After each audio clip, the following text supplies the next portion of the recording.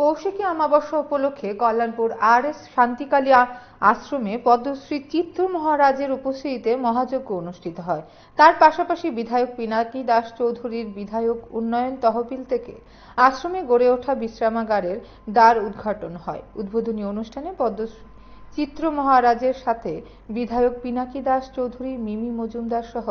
আরো অনেকে উপস্থিত ছিলেন। আমাদের মহারাজ যিনি পদ্মশ্রী, আমাদের শান্তিকালী আশ্রমের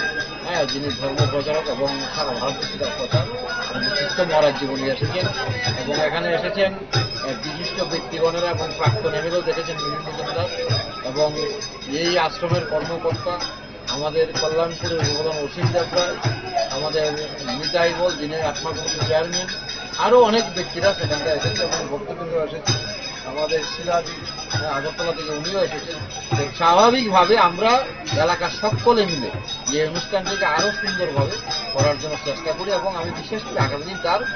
প্রচার প্রসার শ্রীবৃদ্ধি আরও বৃহৎ আকারে করি। প্রতি বছরই আমাদের গুরুজি তথা মহারাজ চিত্র মহারাজের শান্তিকালী আশ্রম আমাদের কল্যাণপুর আরএসপুরাতে আমার বিধানসভা কল্যাণপুর বিধানসভা প্রত্যেক বছরই কৌশিকী অমাবস্যাতে সেখানে মহাযজ্ঞ হয় এবং আজকে সেই মহাযজ্ঞের অনুষ্ঠান এবং তৎসঙ্গে আমরা আমাদের সরকারের পক্ষ থেকে বিধায়ক ফান্ড থেকে সেখানে মহারাজ আসার জন্য বা সেখানকার ব্যবস্থা সুন্দর করে থাকার জন্য ভক্তবৃন্দদের সেখান থেকে একটা আমরা বিধায়ক ফান্ড থেকে হলঘর তৈরি করে দেওয়া হয় এবং আমি অত্যন্ত খুশি আজকে যে এই জায়গায় আমরা ঠাকুরের একটা কাজ করতে পারবো এবং আগামী দিন আজকে এখানটায় আমরা পরিকল্পনা করেছি আর একটা হলঘর এবং high mast light, video solar light দেওয়া হয়েছে